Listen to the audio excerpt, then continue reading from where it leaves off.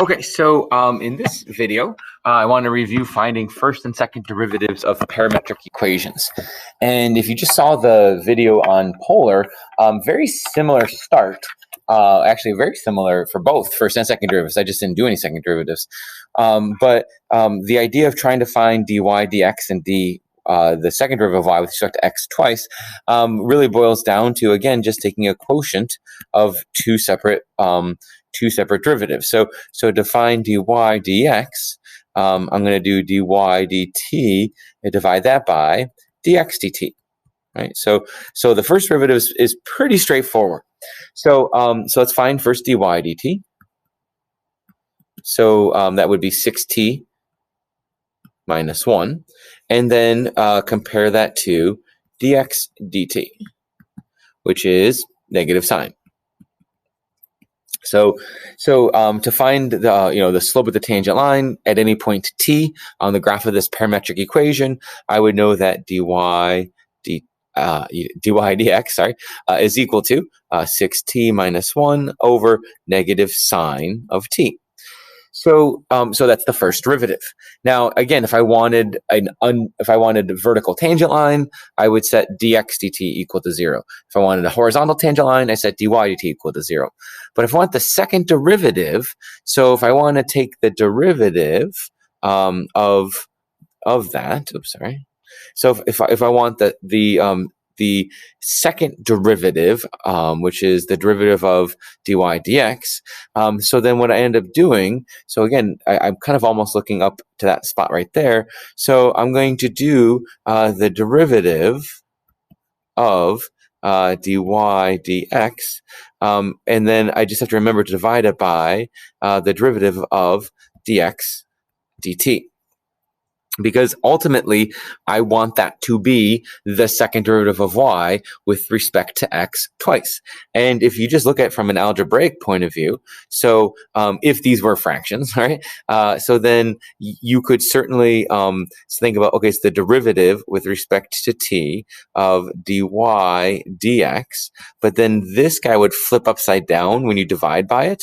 So dt dx, so the dt's cancel, and you get the second derivative of y with respect to x twice. The second derivative of y with respect to x twice. So that's where I think sometimes students forget, is that you have to take, when you take the second derivative, you take the derivative of what you have, but then you've got to divide it by the initial dx dt that you found, which I found right there. So let's do that. So let me erase sort of like our proof here, our reminder. Oops, I didn't want to erase all of that. There we go. Let's just erase this much of it. Kind of lasso that. Okay. So now I want to do the derivative of what I just found. So the derivative of what I just found, which was 6t minus 1 over negative sine t. So I find that derivative. Then I'm going to divide it by my original dx dt.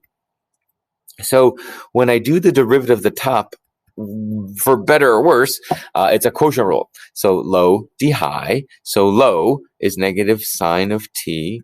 D high is 6 minus high, which is 6t minus 1, d low, which is negative cosine. So I'm going to put the negative right there, all over low. So all over sine squared. Oh, negative sine of t squared. Then I'm going to divide that by what I got for dx dt, which was negative sine of t.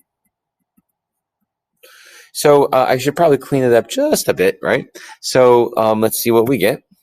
Oops, I'll go to like maybe the screen color here. So we get was equal to negative 6 sine of t. And then if I distribute this cosine into each of these, that becomes plus 6t cosine of t, and then minus cosine of t. And then that's a positive sine squared of t, but then we divide by one more, so we would end up getting like a negative sine cubed of t. So there's our second derivative. And again, just to stress, when you find the second derivative, you have to then, you take the derivative of what you found, right? So here's what we found. And then we have to divide by the initial and the original dx dt. And a word of caution, you're not dividing by a second derivative of that. It's just you're dividing by what you found for the first time. And if you wanted a third derivative, you would take the derivative of what you just found, right? Here's our second derivative, so take the derivative we just found, and then divide by the initial dx dt. And the same is going to be true, I didn't mention in the last video, but the same is true when you're doing second derivative of polars. You would still want to divide by that d theta or dx d theta because you want that with respect to x twice, if it was looking for a second derivative for that.